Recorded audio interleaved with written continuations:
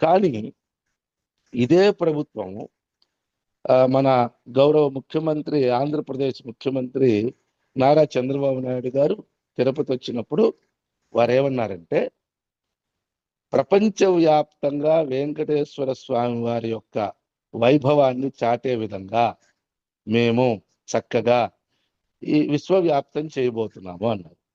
మరి అక్కడికి ఎవరు వెళ్ళి పూజలు చేయాలి?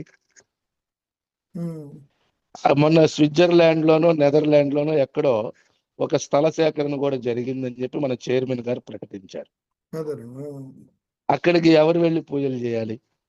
కాబట్టి ఒకసారి ఇలాంటి నిర్ణయాన్ని అమలు చేయాలి అనుకున్నప్పుడు, ఇలాంటి విషయాల్ని ఆలోచించాల్సి వచ్చినప్పుడు చాలా లోతుగా సునిశితంగా పరిశీలించాల్సినటువంటి అవసరం అయితే ఉంది.